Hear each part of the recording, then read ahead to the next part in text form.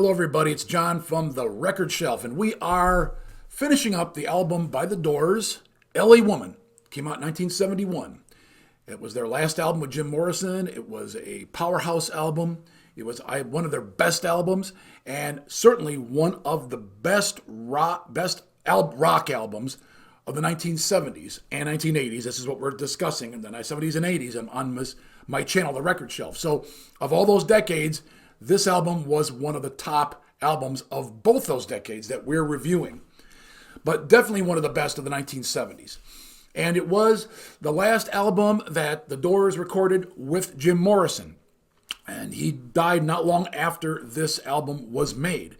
And this album was made in their home studio, and they had lost their producer who had left them.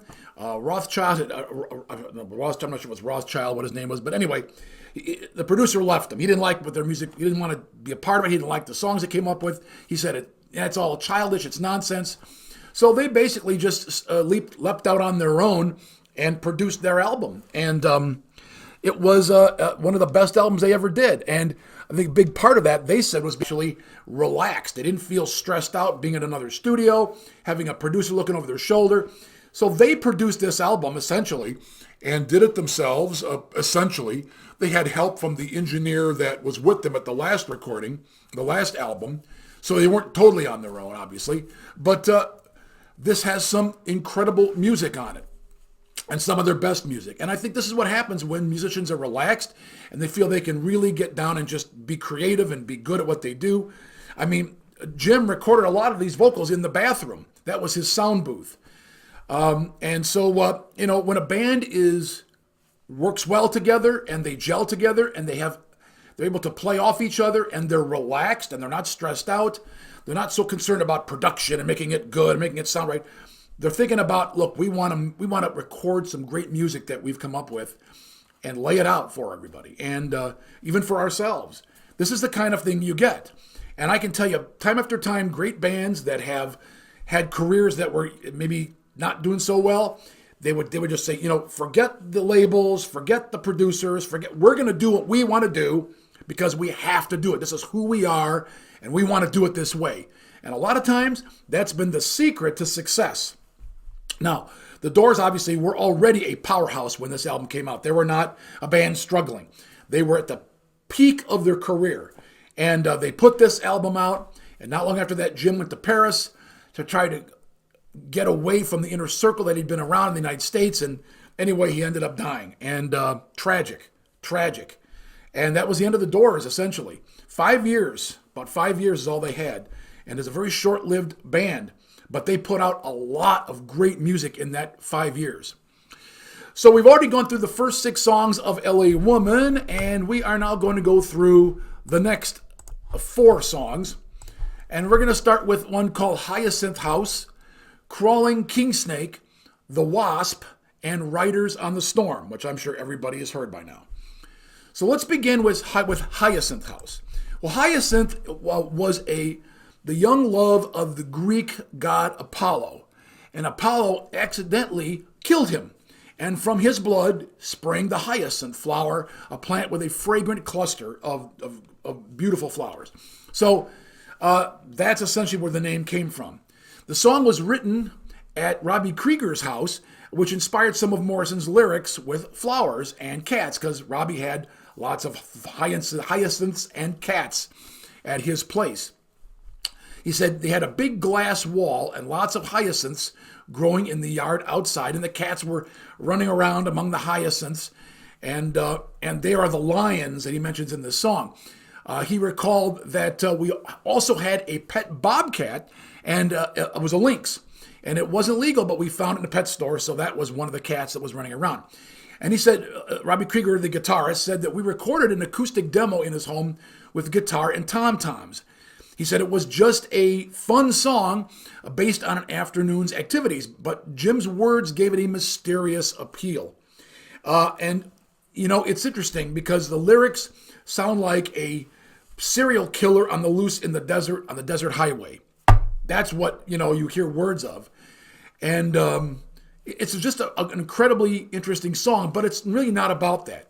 It's about I believe, and I think others said that he's trying to use the idea of a serial killer as being something in his life that is out to get him, and he's got to get away from it, okay? Which is what Jim did when he went to Paris. He was trying to get away from what was killing him. Unfortunately, he ended up dying anyway. According to Uncut Magazine, and a article in 2011, the line, "I see the bathroom is clear," was actually literal because Morrison's friend Babe Hill emerged from the bathroom just as he was writing that verse. So that verse went in the song. It's interesting how songs are developed, isn't it? But this is a great song from this incredible album, and we're going to listen to it now, the Hyacynth House. Let's see if we can pull it up here. And I haven't heard this song in a long time, so for me it's going to be as much of a reaction as it is a review. Okay. So, I was kind of thinking about, when I was talking about the serial killer, I was talking about the other song, Riders in the Storm. But Hyacynth House, of course, was about the cats playing among the hyacinths. But Riders in the Storm, like I said, is interesting because that's the biggest song on the album, I believe, except for L.A.WOMAN and Love Her Madly. But this is, I think, one of the most popular songs of the Doors, and we'll get into the details of that now. Let's listen to Hyacynth House right now. And here we go.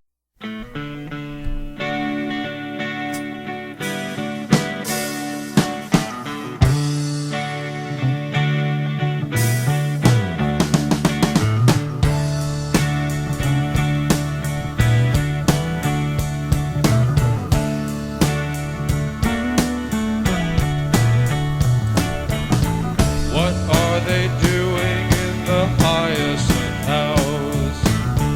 What are they doing in the Hyacinth House to please the lions?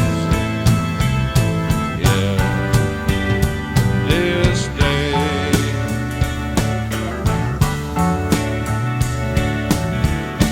I need a brand new friend who doesn't bother me.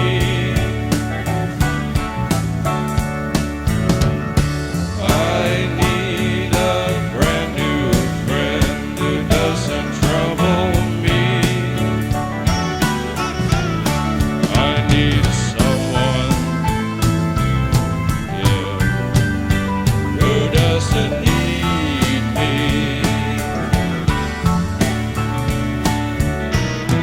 I see the bathroom is clear. I think that somebody's near.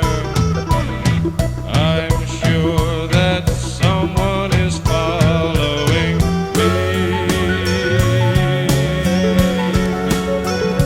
Oh yeah.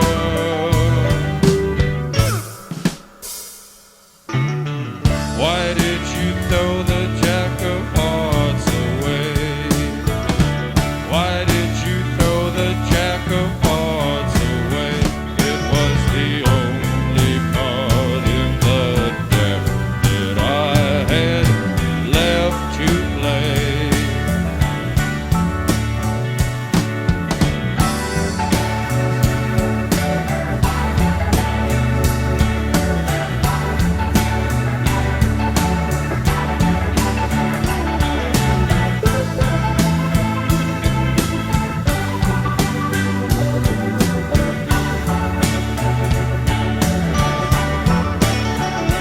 And I'll say it again, I need a brand new friend. And I'll say it again, I need a brand new friend. And I'll say it again, I need a brand new friend. The end.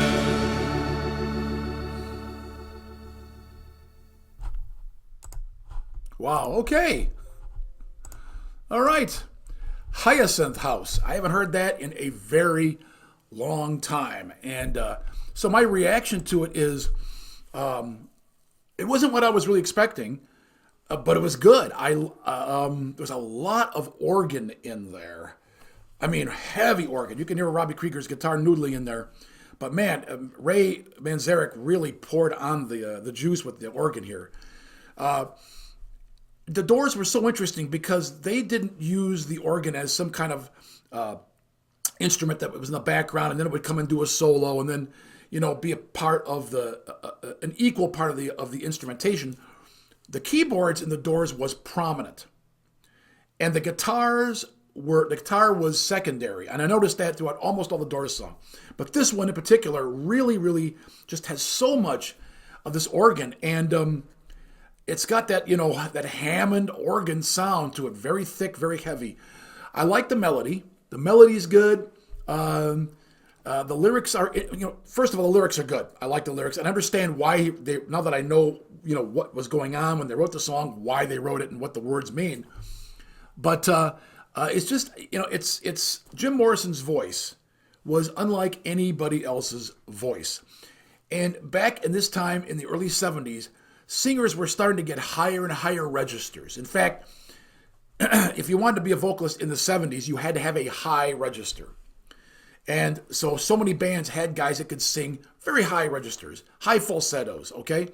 But not Jim. Jim had a deeper voice, a heavier voice, a thicker, richer voice, and which is completely at odds with what everybody else was doing. And the same with the keyboard. I mean, how many bands were so heavy on the keyboard by the Doors? The Doors were just a very unique band in those two regards. And this song really is a Doors song. I mean, I don't think anybody else really could do this song besides the Doors. It's their song, done their way, the way they would do songs. And you can, when you hear it right away, it's the Doors. It's Jim Morrison and Ray Manzarek's guitar, and of course, Densmore's drumming is nice in there, a nice little jazzy beat, and Krieger's got the little noodling on the guitar. Very much a Doors song the way it's done. Good song, good song. Not my favorite off the album, but it's good. Okay, what do we have next? Well, next up is Crawling King Snake. Crawling King Snake. Like a lot of blues songs, and this is a blues song, this one is really about sex. And the snake is a metaphor, obviously, for, sexual prowess. This song has been around a long time, and Johnny Lee Hooker is the one that got to it. In 1941, Johnny Lee Hooker and Big Joe Williams, became the first one to record it, then Johnny Lee Hooker, as well as Tony Hollins.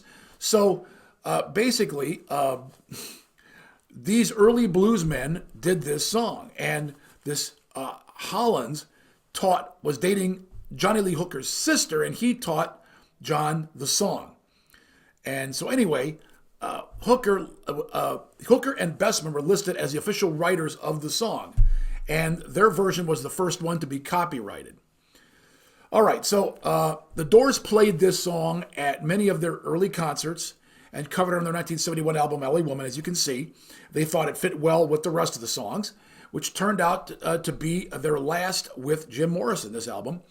And they were trying to get back to their earlier sounds, their first songs. The blues were a huge influence on the Doors, and especially in Jim Morrison. He liked to sing old blues songs and when he drank too much. And the only blues songs they recorded were this one and Backdoor Man, which was on their first album. They loved blues, but they didn't really do a lot of strict blues songs. They put a lot of blues influence in their music, but these were the only two truly blues-based songs. In Jim Morrison's biography, No One Gets Out of Here Alive, it was said that Jim Morrison sang this in a Paris bar just weeks before his death, and it could have been very possibly been the last performance of Jim Morrison. Now, in 2002, Johnny Lee Hooker's daughter, Zakia, performed this with Peter Green at a show in San Francisco. Green, a popular blues guitarist and founding member of Fleetwood Mac, also recorded this for From Clarksdale to Heaven, Remembering Johnny Lee Hooker, which was a tribute album honoring the singer who died the previous year. So that's the story behind the song Crawling King Snake, and you know what it's about. So let's get it. Crawling King Snake. Let's do it right now. Here we go. Now.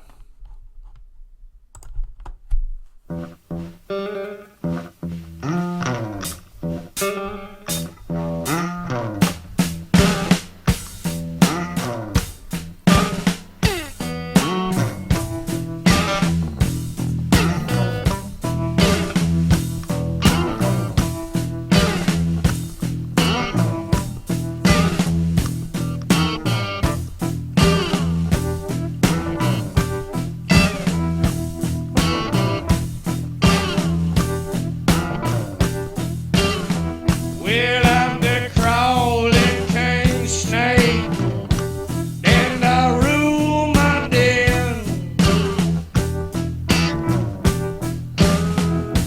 I'm the crawling king snake, and I rule my den.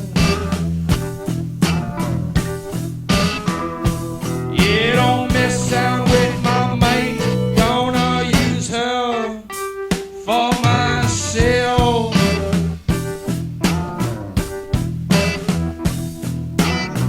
Crawling, crawling, baby, window, grass is very high.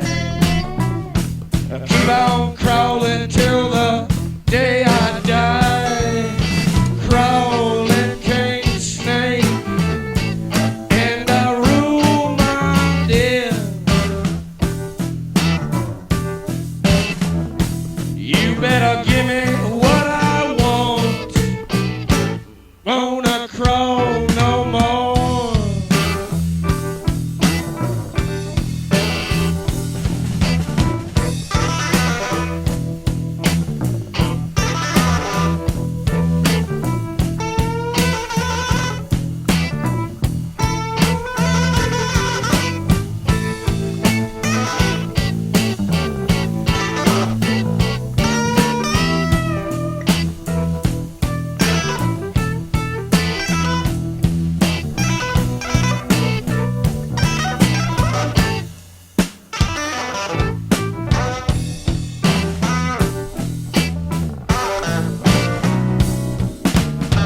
Crawling, crawling, baby, crawling round your door. See anything I want, I'm gonna crawl on your floor. Let's crawl. And I rule my den. Come on, give me what I want. Ain't gonna crawl no more. I've crawled a while.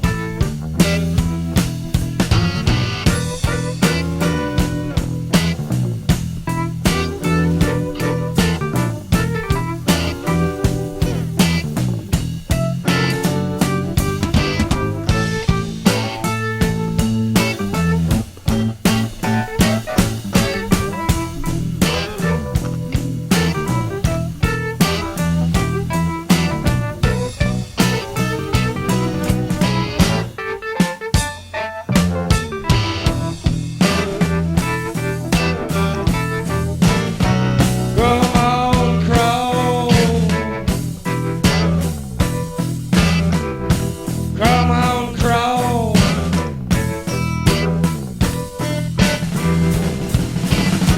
You don't have to on your hands and knees, baby.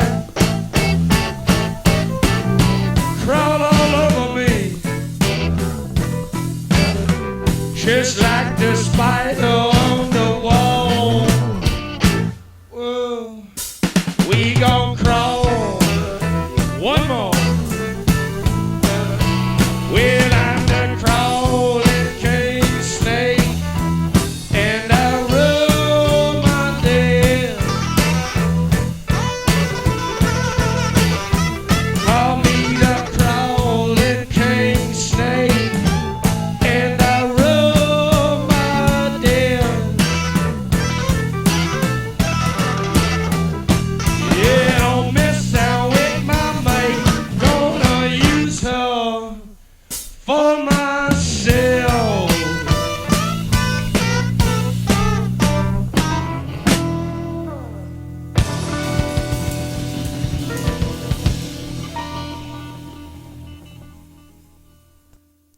Okay, so that was Crawling King Snake. That was a blues song.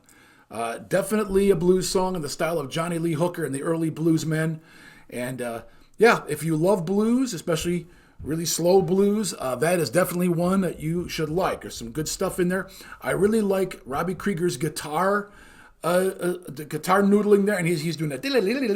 That's really good. I like the tone of the guitar. I like what he did. That was my favorite part of the song. And of course, Jim Morrison's voice really did blues well. He has a bluesy voice anyway, and this really was a good song for him to do. If he wanted to do blues, he really has the right voice for that. Very good voice. Good song. Blues is not my favorite genre. I mean, traditional blues. I can't say that I'm a big fan of the blues. It depends on how it's played, how it's written, and everything. I prefer a little faster blues, a little more dynamic.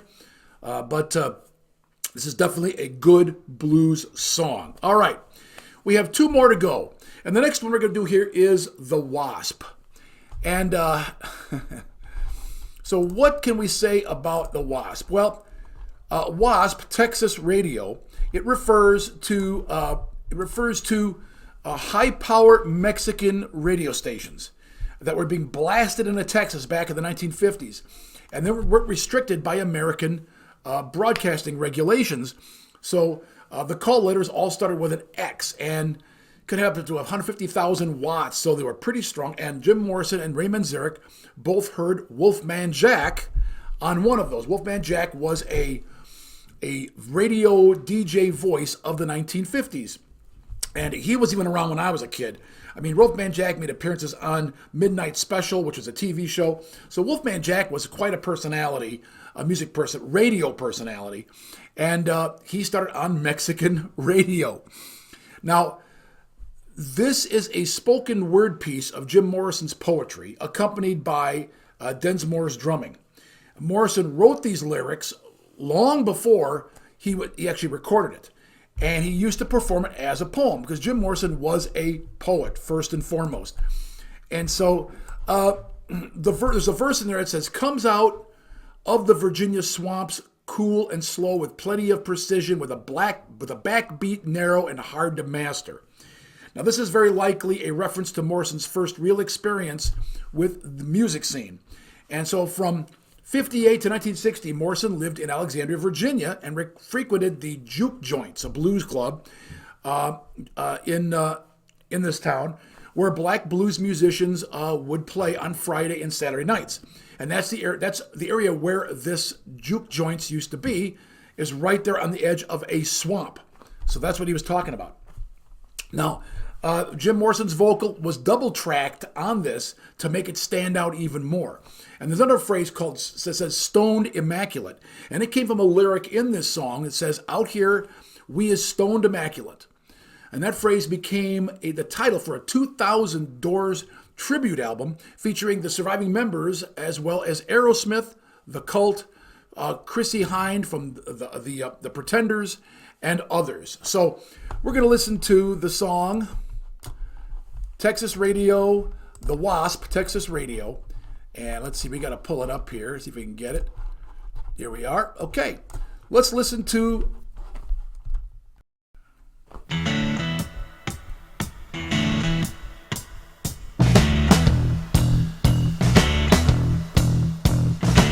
I want to tell you about Texas Radio and the Big B.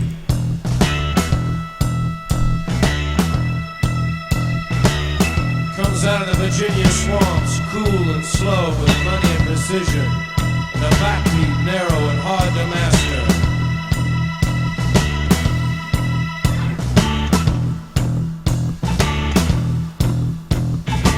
Some call it heavenly in its brilliance, others mean and rueful of the Western dream. I love the friends I have gathered together in this thin route. We have constructed pyramids in honor of our escaping. This is the land where the Pharaoh died.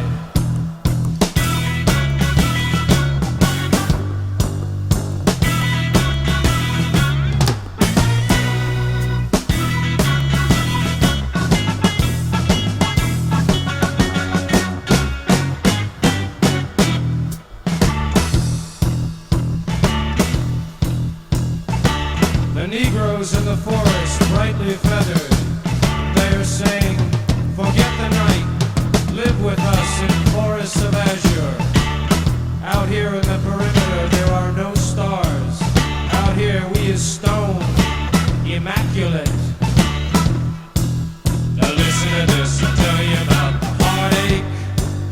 I'll tell you about the heartache and the loss of God. I'll tell you about the hopeless night, the meager food for souls forgot. I'll tell you about the maiden with wrought iron soul. I'll tell you this, no eternal reward will forgive us now for wasting the dawn.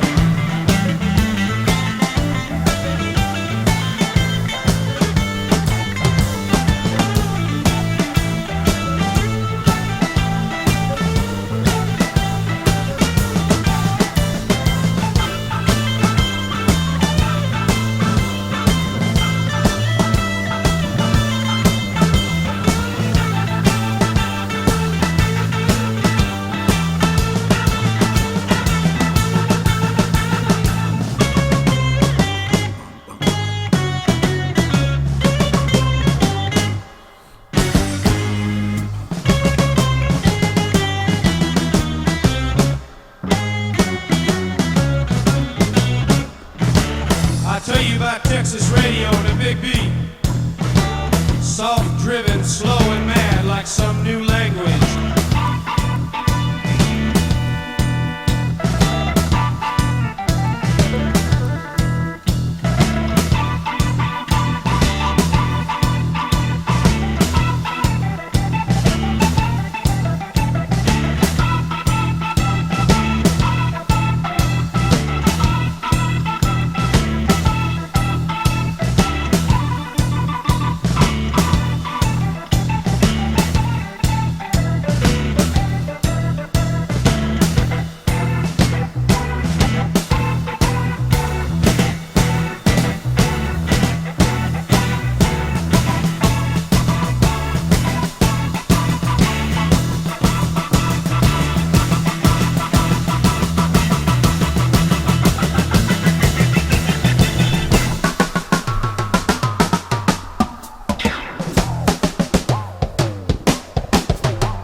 Now listen to this, I'll tell you about Texas. I'll tell you about Texas radio. I'll tell you about the hopeless night, wander in the western dream. Tell you about the maiden with wrought iron soul. Haha, that was awesome. That was awesome. I love that song. That was so cool. There was so much to talk about here. First of all, I love the poetry, the talking poetry. Was he rapping? I mean, I guess so, right? But anyway, this is poetry. This is poetry to music, which was really popular in the early 60s, in the late 50s with the beatnik group. And you know, it's funny that this cat named Morrison came along a decade after all this, you know, the whole beatnik movement and stuff came along, and he was doing this stuff with the Doors, and this song is that. He is reciting poetry while John Densmore does a terrific drum part. I love his drum parts. I love his playing here. Really got a great groove, but then he comes in and he's beating right along with the organ and the guitar in this lockstep, interesting rhythm, and then this. It's got a very playful tone. This whole thing. It starts out kind of and then it goes in this I mean, it becomes almost playful for a part of the verses and chorus. Anyway, I really love this thing. I love the way the drums were played. John Densmore did some great drumming on this, and I like how they pushed him forward for this because, you know, John Densmore is still a very good drummer, and he oftentimes just kind of gets relegated to the back with the band, but he really was a good drummer, and I love to hear him play because he has so much to offer the audience with his playing. And in this one, he really did come to the fore. So it was like John Densmore and Jim Morrison, and then you had, you know, a place for Robbie to come in there with a really good guitar licks, And then he backed off, and then Ray came in with the keyboard and a little bit of soloing there, and that cool Hammond organ sound, which I still love even today. I wish bands were using it today because I love that Hammond organ sound. I don't want to hear it all the time, but when I do hear it, I want to hear it good. And Ray played a good one here. It was really, really good. Right up there with John Lord and other great keyboard players of the time. Anyway, great song, playful song, good poetry. We understand the references now that I've mentioned them. This place in Virginia, the swamp that their Jim used to go listen to bluesmen play, and talking about Mexican radio coming across and hearing Mexican radio being blasted across into the United States. All right, so we just finished the WASP Texas Radio, and now for the last song on the album, L.A. Woman, Riders on the Storm. Everybody has heard this song. No reason for me to go into a big blathering explanation of it, but I will say this. It's the last song Jim Morrison ever recorded. He went to France and died a few weeks later, and the single was released in June 1971, just before his actual death. The song can be seen as an autobiographical account of his life. And he considered himself to be a rider on the storm. The Killer on the Road is a reference to a screenplay he wrote called The Hitchhiker when he was in film school at UCLA. And he was going to play the part of Hitchhiker who goes on a murder spree. The lyrics, "Girl, you gotta love your man," can be seen as a desperate plea to his longtime girlfriend, Pamela. Now, there was a book by Stephen Davis, 1962, a book by Stephen Davis called Jim Morrison, Life, Death, and Legend. And he wrote in this book, in 1962, while Jim was attending Florida State University in Tallahassee, he was seeing a girl named Mary Werbelow, who lived in Clearwater, Florida, 280 miles away. Jim would oftentimes hitchhike to see her. And he wrote those solitary journeys on hot and dusty Florida 2-lane blacktop roads with his thumb out and his imagination on fire with lust and poetry and Nietzschean and God knows what else, taking chances on redneck truckers and fugitive homos and predatory cruisers, left an indelible psychic scar on Jim, whose notebooks began to obsessively feature scrawls and drawings of a lone hitchhiker, an existential traveler, faceless and dangerous, a drifting stranger with violent fantasies, a mystery tramp, the killer on the road. Now, this song evolved out of a jam session when the band was screwing around with different ideas. The Ghost Riders in the Sky was the song they were messing around with. A 1948 cowboy song, that's where it came from, Ghost Riders in the Sky, that was later recorded by Johnny Cash, Bing Crosby, and other well-known musicians. And it was Jim Morrison's idea to alter the title to Riders on the Storm instead of Ghost Riders in the Sky. The Doors brought in bass player Mark Beno and Jerry Sheff to play on this album, and Sheff came up with the distinctive bass line after Manzarek played him what he had in mind for the keyboard. And it took a while to figure it out, since it was much harder to play on a bass than it was on a keyboard. Also, Ray Manzarek used a Fender Rhodes electric piano to create the effect of the rain, which is just incredible. I love the sound of the rain on this. You really get that feeling of rain.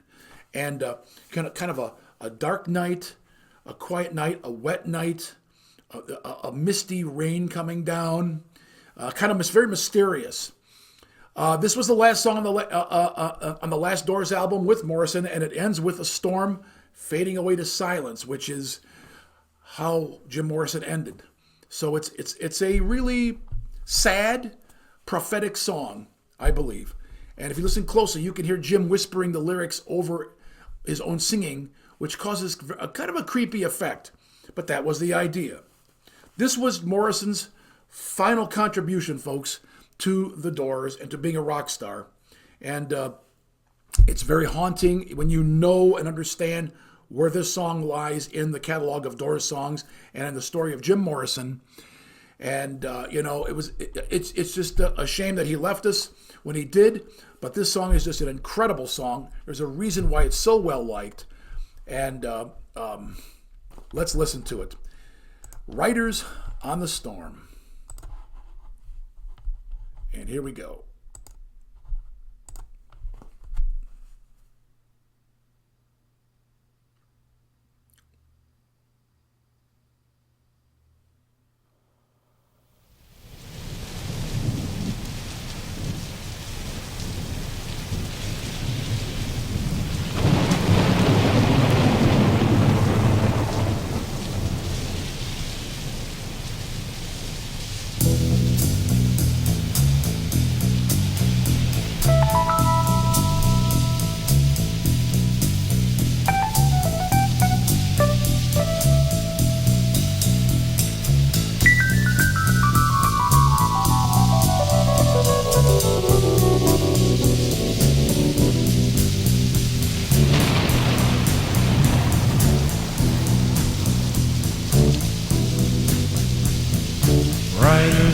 storm.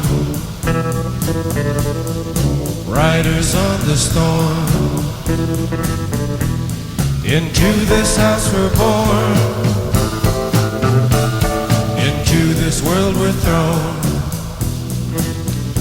Like a dog without a bone, an actor out alone. Riders on the storm. There's a killer on the road. His brain is squirming like a toad. Take a long holiday. Let your children play. If you give this man a ride, sweet family will die. Killer on the road. Yeah.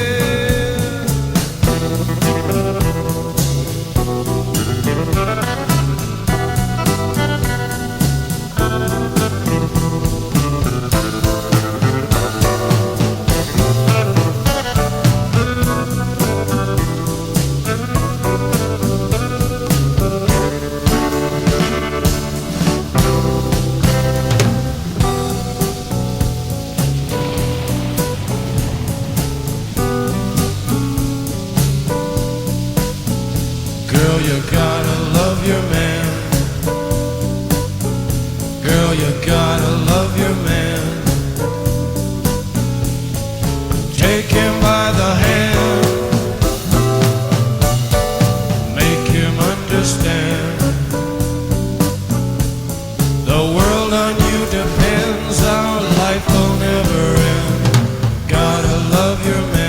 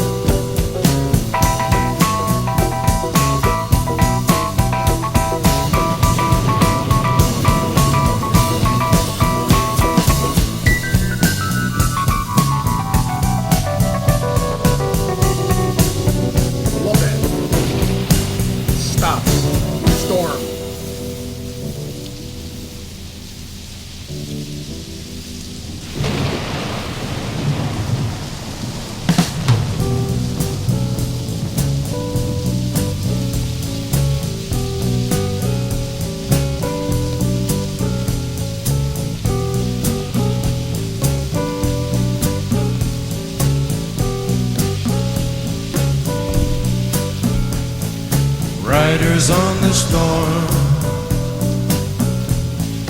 Riders on the storm. Into this house we're born. Into this world we're thrown. Like a dog without a bone, an actor out alone. Riders on the storm.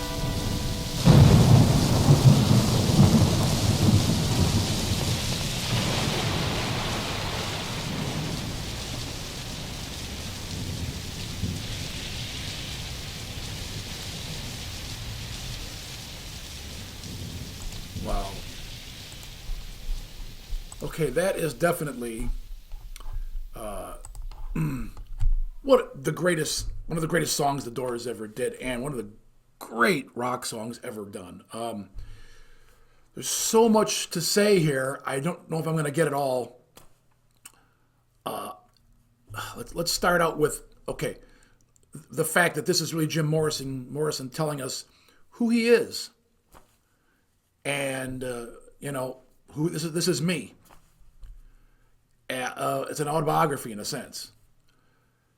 So that's interesting, and the fact that it was the last song he recorded, and the storm at the end, you hear it, fading in the distance, and you get that the organ playing just kind of melting away, which was Jim's life.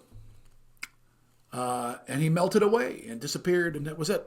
And left the world very quickly after this was, not long after this was done. So it's in context of Jim's passing.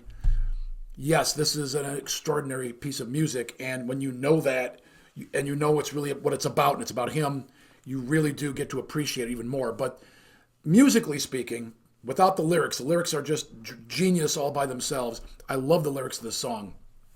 But the music, the way they put it all together, the keyboards, the way they just imitate rain falling, and have a beautiful but mysterious sound. And then you have the drum and the bass, dun, dun, dun, dun, dun, dun, dun, dun, dun, which there's this driving. It starts out very light, that John's playing lightly on that ride cymbal, little tinging, little bit of snare, not a lot, and then boom, boom, boom, boom. But as that whole phrase grows, it gets louder and more powerful and more driving and louder. It's the same beat, it doesn't change. But he starts playing that cymbal a little harder, and the bass is a little harder. And next thing you know, you're going dun dun dun dun dun dun dun dun dun. Almost like the Jaws theme song, the movie Jaws. Heard that bump bump bump bump bump bump as the shark is about to attack. Yeah, and I hear that. That's the you have this light rain, everything else, this mysterious, beautiful, mysterious sound. But then there's this little beat begins. And it gets louder and louder and louder. And it's a menacing beat. It's a driving, menacing bum, bum, bum, bum, bum, bum, bum, bum, bum, bum, bum, bum. And then, almost midway in the song, it stops. And the song reboots and starts over again. The storm crashing, the rain falling, dun, dun, dun, and it begins again softly. And it builds up again to the end. And then it stops. And you hear the thunder. It actually kind of melts. Doesn't stop, it melts. And then you hear the thunder and the storm moving into the distance, and the keyboards, and the way they layered Jim's whispering over his voice was just a terrific idea. Really, really gave a power and a feeling to what he was saying, to his poetry. Just a great song. Always been one of my favorite songs. Even when I was a little kid, I didn't even know who the Doors were. This song was just like, man, who's doing songs like this? This is really beautiful. This is amazing. And it was so chill, even though it really was a scary song. It was like a story of a killer killing people on the highway. I mean, it's a horrific thing. And of course, the metaphor it's metaphorical, all of it. But Jim's experience being a hitchhiker told him about, he really ran into the dark side of humanity. Hitchhiking. It's interesting. When I was a kid, hitchhiking was actually, when I was a teenager, hitchhiking was made illegal. You couldn't just stand on a highway and thumb up anymore. Because a lot of kids in the 60s and early 70s were hitchhiking. It was very popular. And unfortunately, a lot of people died. It was very dangerous for the people picking them up and for those doing hitchhiking. And so I know on interstates in the United States, most cases, you can only hitchhike on the ramp. You can't be on the main highway.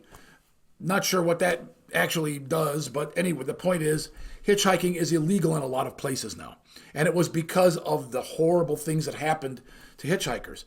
And Jim obviously experienced this when he was hitchhiking to see his girlfriend in Florida. And so he wrote poetry about it. And the lyrics here are Ray had the music, and Jim said, "I got the lyrics for this song. Here they are," and it was just one of the biggest hits they ever did. Clearly, just so Doors. I have nothing but good things to say about this song. It's a work of art, work of genius. The poetry, the music, the instrumentation, the production. It's just great. Okay, so this was the last album and last song of the Doors as they passed into history. And Jim Morrison, their singer, died under rather mysterious circumstances. Some people thought he was still alive and he faked his death. And some of us believed it for a long time. And maybe he did. But as far as we know, he died. And you can see his tombstone in Paris in the cemetery there. And that was it. A 5-year career. Wasn't very long. So, you just wonder what the Doors would have done, or Jim or the other guys would have done in the 1970s if they had continued their career. What sounds they would have come up with. The keyboard, the Hammond keyboard, only had about 5 years left to its existence as far as an instrument in rock music. And music was starting to change in that time. It was leaving the keyboards behind in some cases and getting more guitar heavy. So would they have decided to give Robbie more of a central role in this music, knowing that guitar rock was really taking off in the early 70s and pretty much survived into the late 70s and then took off again in the 80s with what's called hair metal. But the Hammond organ keyboard really started to die after the middle of the 70s, and in came the synthesizer. And the synthesizers, the Moog synthesizers and others, came in and hit their stride in the early 80s. And so you just wonder what the Doors would have done had they been around a little longer. Would they have stayed together? And also because as I mentioned before, the rock singers of the 70s tend to have a higher register. I mean, the higher you sang, the more popular you were. I mean, look at Robert Plant and Steve Perry and so many others. They got up there, and Jim didn't have that voice. He had a much more lower register. Would they have been successful in the 70s? Would they have been able to continue that success into this decade with Jim singing? Maybe not. Maybe this was the best time for Jim to leave. Maybe this was it, and it was better to leave now than stick around and see things fall apart, failure, whatever. It did happen to musicians, They did well, and then suddenly everything changed, and they no longer were able to get an audience, make records. This happened at the end of the 80s when grunge rock came along. And all the bands of the 80s were suddenly finding out that their support was dropping. The radio play was ending. They couldn't draw on the audiences anymore. Nobody was interested in their music. They wanted this new thing called grunge and rap.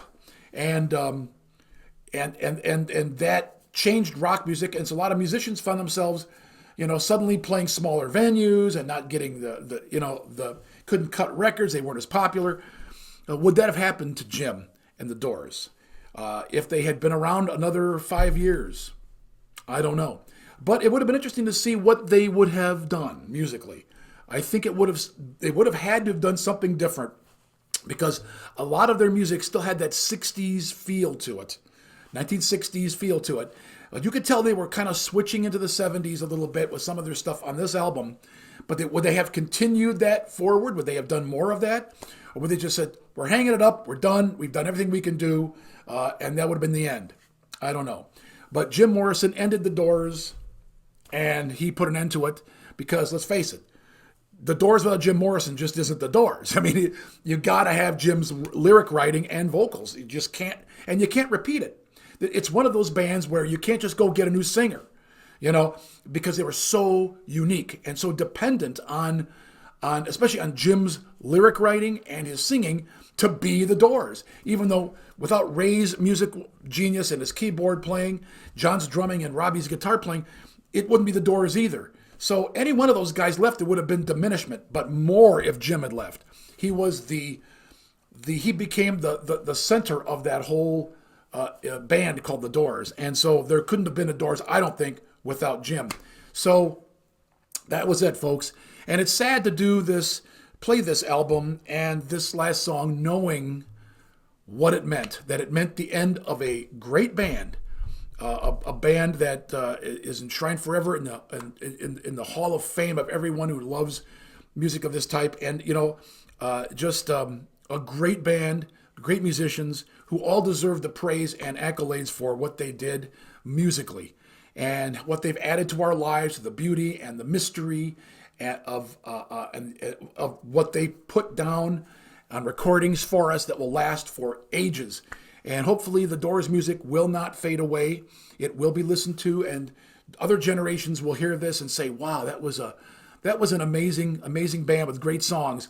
An amazing time, because the Doors were a product of the late 1960s. They were definitely a product of that. And of course, the influences of the earlier 60s and 50s, etc., were there felt as well. The Doors were an amazing band. And unfortunately, the 1970s didn't experience them anymore. They were a product of another decade. And like I said, for me, I didn't really get into the Doors until I was in my 20s. I heard the music as a teenager, but I wanted to hear the music of the time. So when I got older, I began to go back and listen to some of these older artists again and really explore their catalogs and found out, wow, this is good. And I found that among a lot of young people that I was in school with when I was in the military and stuff. We liked listening to this older music. We were like exploring another generation's music. And it was really good. And I began to appreciate the Doors at that time in my life, and I still do today. All right, so that's L.A. Woman, 1971, from the Doors, the last album of this amazing band with their incredible poetic, enigmatic singer, Jim Morrison, at the helm. And I'm so glad I got to review this album because it's an iconic band that I'm just glad I got to do, because I'm only doing the 70s and 80s, and they put this album in right at the beginning of the 70s, so it's perfect. And I was kind of looking forward to doing this one anyway. I hope you all enjoyed being with me on this magic carpet ride to the best rock albums of the 70s and the 80s. And I've done a lot of other albums, so please avail yourselves of those reviews. A lot of stuff, and there's still a lot more to come. So thank you for joining me. Thank you so much. I really appreciate every one of you who are subscribed and who leave comments. I love your comments. I love the things you say about the stories about the musicians and the bands that I don't have time or I'm not able or forget or don't know. So thank you very much. If you have any requests for things I do differently on the show, anything you want to see or hear, or maybe something you don't like, just let me know. Tell me, because I want to make this a really great experience for all of us. And most of my listeners are between the ages of, I think, 50 and 70 in there. So I'd like to have some younger viewers. I know young people don't understand this music or hear it a lot, but if you do, I welcome you, because you are hearing genius music, folks. Genius music. This is some of the best music ever written, and that's what I'm covering. And the Doors are a perfect example of incredible musicianship that you just do not find anymore. I'm not saying they're not out there, but in the mainstream, zilch. It's a wasteland. So you got to go back to these days to find it. And if you are a musician and you want to do good music, this is the stuff you need to listen to and to learn, because these people were all the absolute best at their craft. And you couldn't have been a famous musician if you weren't. You had to be great. There were no slackers. They didn't last long. There was no auto-tune. There was no, loops and all this computerized digital stuff. This was true musician craftsmanship at work. And this album, L.A.WOMAN, and this band, The Doors, is a perfect example of that, encapsulates that completely. And if you get a chance, watch the movie by Oliver Stone, The Doors. Now, it's really more about Jim Morrison, but it talks about The Doors. They're in it, obviously. It's not entirely accurate, but it does really give you a strong feeling for who they were, the times they were in, what was going on, what they were singing. It gives you an idea of what it was like to be The Doors and what they went through in less than 2-hour movie. I hope someone else will do another one soon that's a little more accurate. But for now, we've got a great performance by Val Kilmer, who just totally crushes Jim Morrison's character. He nails it.